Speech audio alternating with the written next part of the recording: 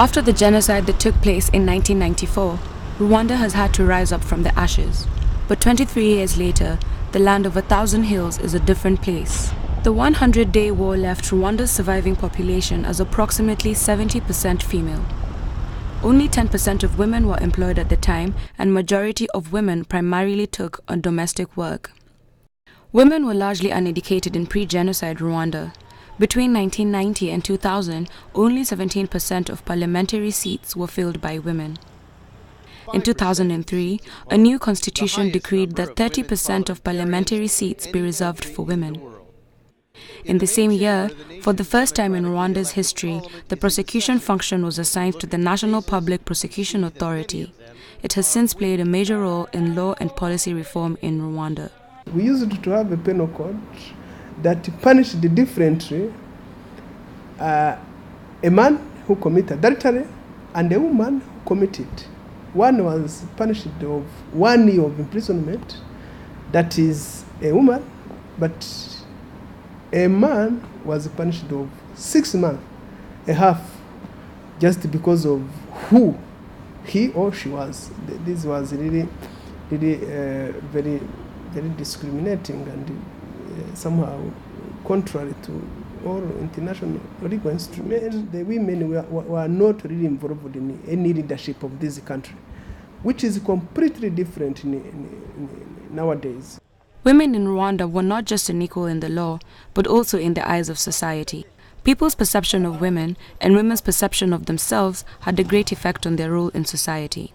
Mindset and the confidence in a woman and the women generally in the country. So, there were people, as I have said, who were abused in different respective homes, who had in their respective minds that it is not their right to sit in an office like this one, but today they are the ones to be on the front line to compete for all of those positions. Regardless of their ethnical status, all women faced overwhelming problems because of the upheaval caused by the genocide.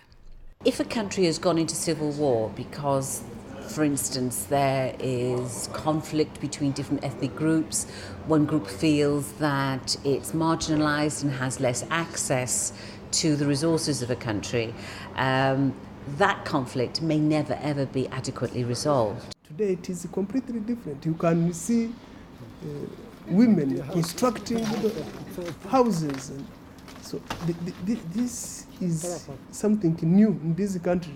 Before it was like a taboo. You couldn't see a man or women doing same work and having that kind of money. I think clearly, traditional roles have changed. In the 2003 election, 48% of parliamentary seats went to women. Today, there are over 64% representatives in parliament, leaving Rwandan politics cited as a model of gender inclusiveness. So they do have now the mindset that they are nowadays capable. They do have skills, and they can even do more than what a man can do. And that is correct. They have shown the skills and knowledge, and sometimes, of course, they are encouraged to do so. Despite approximately $19 million going to the Rwandan judiciary, there are currently no programs designed to enhance the capacity of Rwandan police to investigate gender-related crimes. These include rape and sexual violence during the genocide, as well as current abuses against women. Certainly, in most peace-building missions, you will find that there's a great emphasis placed on security sector reform. So this will be looking at the military and the police to see whether they have recruited the right kind of people, to see how they run, to see whether they are able to administer their duties, to serve all citizens within that society. So that's just one aspect. The call for equality was not only led by thousands of women, but by President Kagame, who has had assistance from the international community in reforming discriminatory aspects of Rwandan laws. If they are in executive and in the legislature and in the judiciary, So you can understand that by being there automatically, they do have, and they have played a key role in rebuilding of this country. In 2005, the First Lady Jeanette Kagame launched a campaign that promotes girls' education. Since its launch, Imbuto Foundation has rewarded over 4,000 girls for their academic excellence. Children, both girls and boys, have to go to school. And if, for example, you make that kind of discrimination between boys and girls, now the law comes to punish. A number of social factors, including traditional gender roles such as domestic chores and family care, entrench girls' underperformance throughout their schooling. Today, institutions like Akila Institute for Women harbor 78% of students who are the first generation in their families to complete higher education. They offer a unique model of market-relevant education, and 88% of graduates have secured jobs in their career pathways within 6 months. After I graduated, I had like 3 job opportunities already. So, including my other fellow classmates who had a lot of job opportunities. In 2010, when the doors of Akila first opened, founder Elizabeth Hughes felt a need to create an environment where young women could heal after experiencing severe trauma during the genocide. Data from the institution shows that 47% of students have lost one or both parents. For example, I'm a genocide survivor myself. And here at Akila was the only place that I could come to further my education, because I was reasoned by a single mother. I can say like who couldn't really afford to take me to other universities. So they're like those kind of backgrounds. 55% of our students are from the rural areas, so our recruitment strategies are targeted to them as well. As you know, like Rwanda is now the leading, I can say the leading country that has like a lot of women who are represented in parliament. We have like 64%, which is like the first in the whole world. So Akila is actually training and grooming these future leaders who are gonna take on this position while like these other women are retiring. So the curriculum taught at Akila has been uniquely designed to match the demands in the employment sector. Graduates earn income that are on average 12 times the national median income. You have now almost 220 graduates. 88% of them have jobs already. And I'm supporting my entire family now. I'm the only person who's working at home. I'm sending my siblings to school. I have like another graduate who's called Nadia. She's already found a cooperative that has, I think, more than 225 women who are working in many different things. Some are like doing basket weaving, others are selling chocolates at the market, and every participant like needs to at least give some fund, so that that's like a way of like saving. If like any of them is struggling with business, they can come and loan the money from that fund that they're creating. So I feel like Akila women are already doing amazing things in their communities. They're like supporting their families there, and at least 1 to 2 Akila graduates are paying like insurance for one family member, like paying school fees for their siblings or family members, and supporting at least one family member. So I feel like, you know, we have seen already the changes. And a 2010 report revealed that 44% of females enrolled in higher institutions of learning during the academic year. Akila and institutions alike have managed to nurture underprivileged girls who now have increased chances of success. After the war and genocide in 1994, most women in Rwanda found themselves in desperate circumstances. Those who had survived the conflicts faced not only economic hardship but also social isolation. It was in this context of severe crisis that women began to seek ways of cooperating to confront common problems. Because of the situation that was here, we're looking at best ways as women, how we can lend a hand to other women, especially those who were survivors of the genocide, those who were in need. So Gaia Links basically came in place because of the heart and passion we had to help and lend a hand to the women of Rwanda. Following the events of the 1994 genocide, almost 61% of the female population were widows, and majority of women were displaced from their homes and forced into poverty. Survivors were like beggars on the street, whereby they would come tell you their story, how they survived, then you feel sorry for them and then provide for them. But Gahaya Links really celebrates that that kind of situation ended because women now were self-sufficient in their own way. Through Rwanda's post-genocide government, the Ministry of Gender and Promotion of Women's Development supported policies that encouraged the re-emergence of women's organizations after the genocide. With the help of the government of Rwanda through unity and reconciliation process, we managed to get the women together.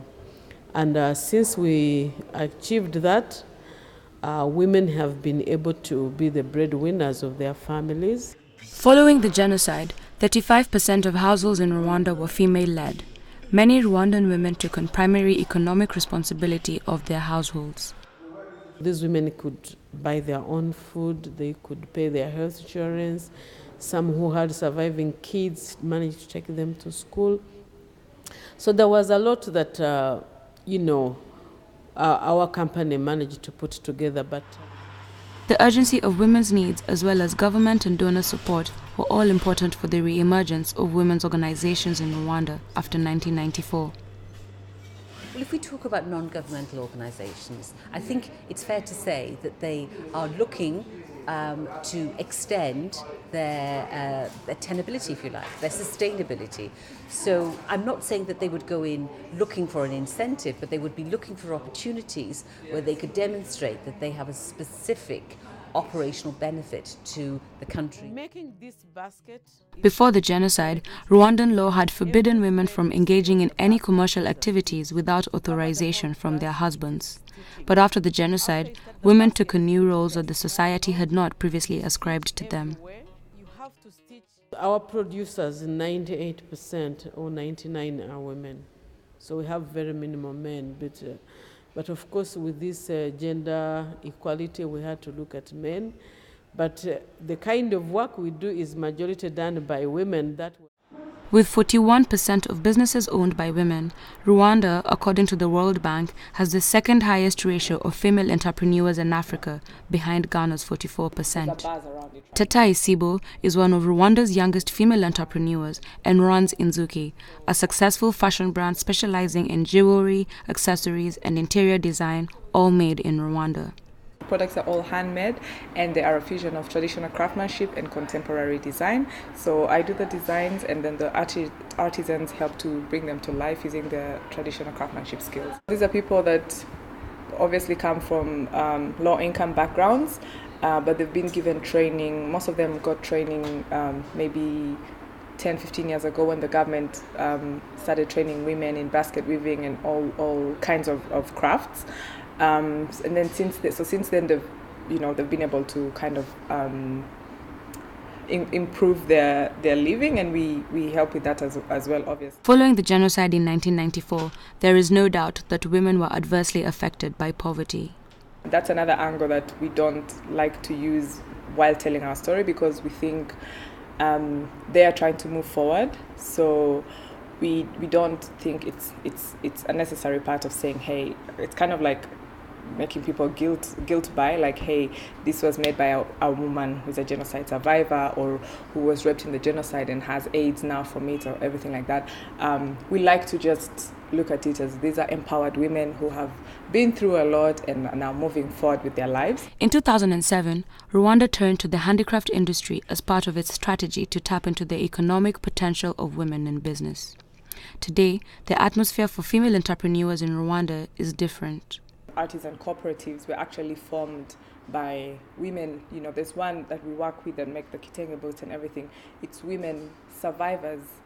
They're all widows, but some of them are survivors and some of them are widows of perpetrators, you know, and they work together as a group.